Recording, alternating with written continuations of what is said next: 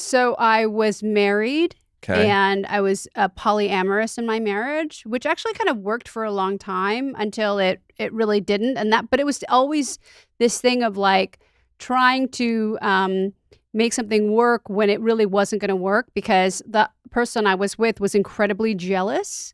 So it's so hard to. You knew that ahead of time? Yeah. And what did he say? Like, I can deal with it? Well, he could deal with it when he would have other partners, but he Isn't couldn't that deal with always it the when way? I would.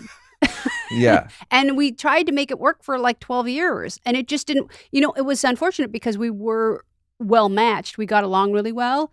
And he was a great person.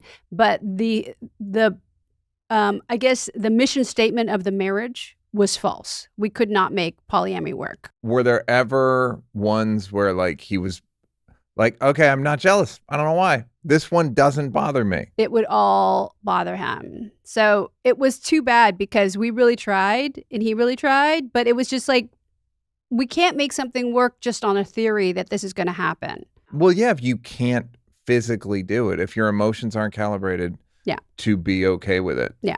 Here's my question for anyone who's done polyamory. What do you do when you know the person is somewhere sleeping with another person?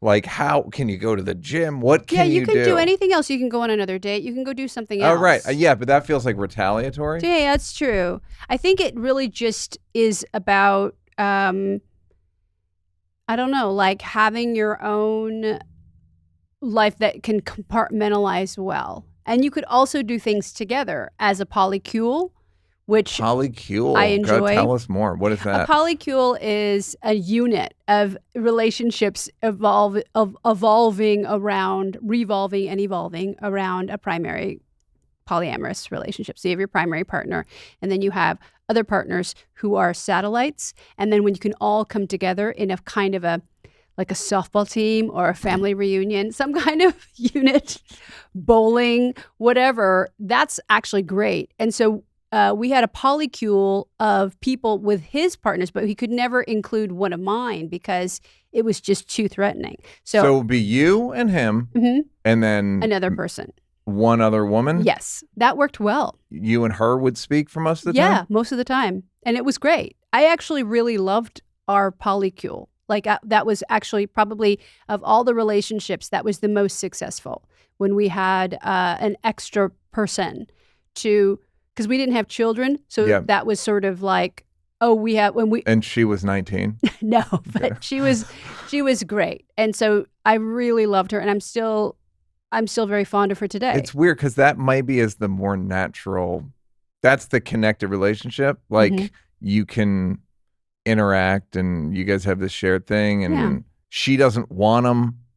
No. And you do, but are happy to share. Yeah. And we had the best time. Vacations? No vacations, but just lots of times at home, watching movies, going out to see movies, going and having meals, everything like that. Would you ever farm out sex with him like a chore? Like go jerk him off real quick. No, but I'm very childish. It would be implied. Like implied, like it was great. Like you'd be like, I gotta go to the post office, and then you'd assume something would happen, like roommates in a weird way. It was really roommates.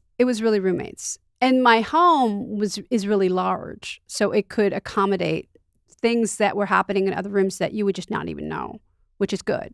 Would you get a pang of jealousy, which was interesting, or you would just be like, well, no, people are sexual and they want to have multiple partners? Yeah, I wasn't. I'm not. I realized that I've become very jealous as I've gotten older.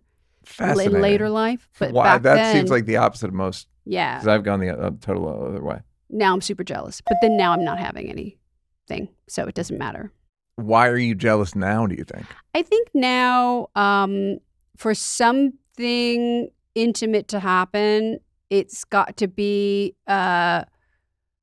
it's so important to me to want to. Also, as I've gotten older, my desire for sex has completely gone away. And so now I have to look to, why do I even want sex or intimacy in the first place? Like, what is that even mean. Like, it's weird. I think my relationship to sexuality has really shifted. I'm really interested in that because it's like how much are we defined by that? So much. And then So much. once it's taken away, you kind of go, what are my interests? Right. That's why I like when like women in their 50s start gardening more and they like dress differently. Yes. Is that is that her natural state? Yeah. Or is that just like her natural state is whatever she's experiencing chemically? I think that the natural state for me is gardening. I love gardening. That's so funny. I love my garden. I love my animals. I love my home. I love the way that my life is. And it does not include necessarily anything romantic. But it's also a newish place to be because I've been in romantic relationships for my entire adult life.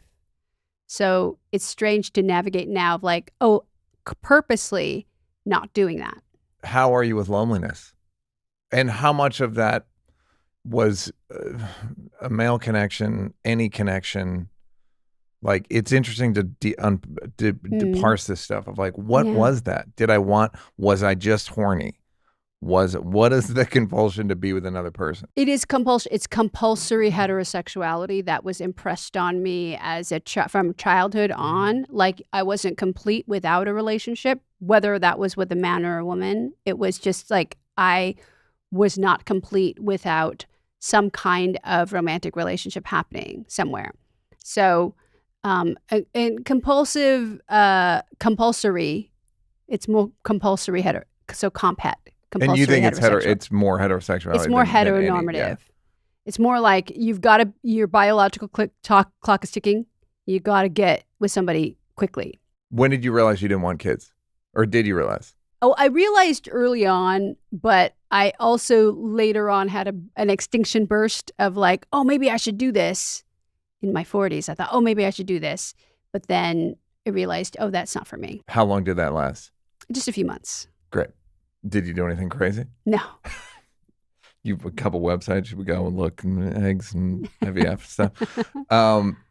And do you think that compulsory? There are times where I think there's a lot of downside to it. Like there's a lot of compared to you at 25 years ago versus now, which person is happier, more content, and because it's this drive that you don't even like, why do I have this? Yeah. And then now you can sort of think clearly. Mm-hmm. And do you think this person, or what I would consider thinking clearly, although it's just different chemicals? It's just different hormones. Yeah. It's just all hormonal. It's so weird how we're just a weird chemical set, like chemistry experiment happening all the time. And we think it's our personality. Yeah. And we think it's our destiny. Yeah. But it's just a bunch of weird chemical reactions. Yeah. And I say that not even being nihilistic about it. I'm not like, man, this is just chemicals. It's a good realization to have. Yeah. Where you realize like, no, this is temporary. Mm-hmm. And if I ride it out, you can kind of overcome anything. Totally. Hey, did you like that? Did you like that? Yeah, did you like it though? You want more? Don't want to work? Would rather watch videos of me grab-assing with people? First of all, go up here to subscribe and then go up here to watch more clips. This is like when the weatherman says there's a high pressure system coming in. I'm not really used to the green screen.